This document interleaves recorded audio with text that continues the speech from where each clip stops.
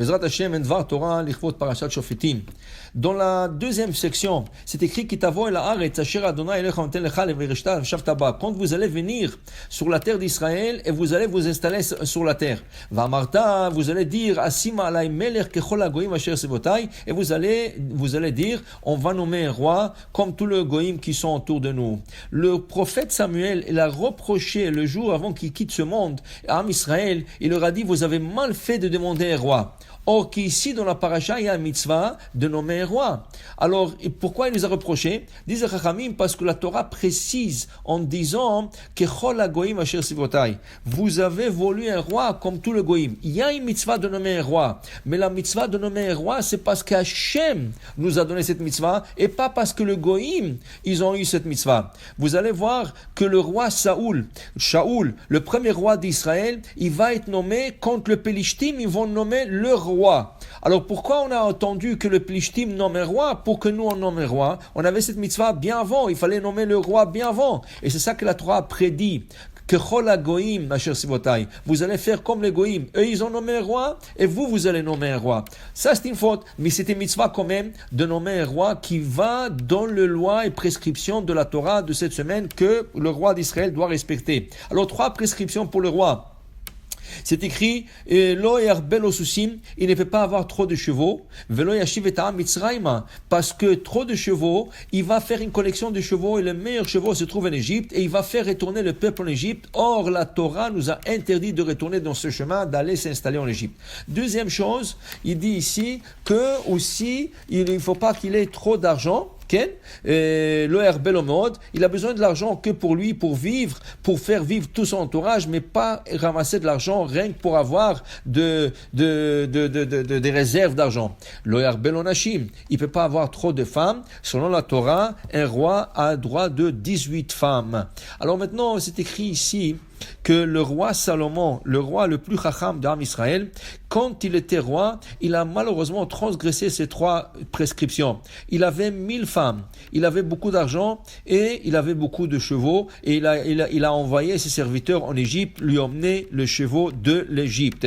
C'est écrit dans le Midrash cette semaine, quand le roi Salomon, il a transgressé ces 3 lois, la lettre Yud, la lettre Yud est montée vers Akadosh Baruch Hu et elle s'est plainte en disant le roi Shlomo, le roi Salomon veut m'annuler de la Torah, il veut m'effacer de la Torah. Alors Akadosh Baruch Hu dit t'en fais pas, le roi Salomon il va passer de ce monde et toi tu vas rester toujours dans la Torah.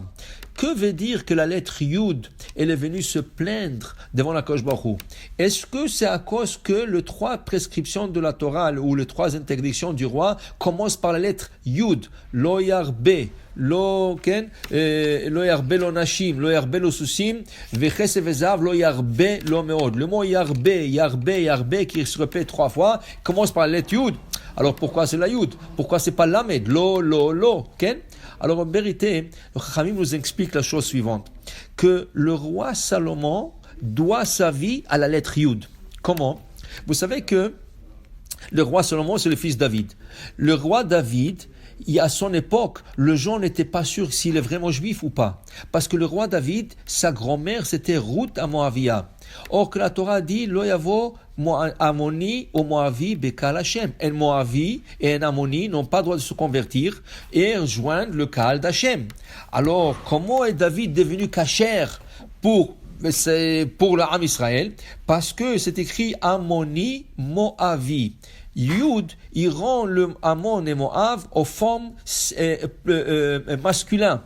Si ça aurait été le Yavo Moav et la Torah aurait écrit le Yavo Ammon, là les hommes et les femmes seraient inclus. Mais comme la Torah écrit Ammoni Moavi, alors on parlait que des hommes, mais les femmes de Ammon et les femmes de Moav sont cachées à de se convertir et venir nous joindre le peuple d'Israël.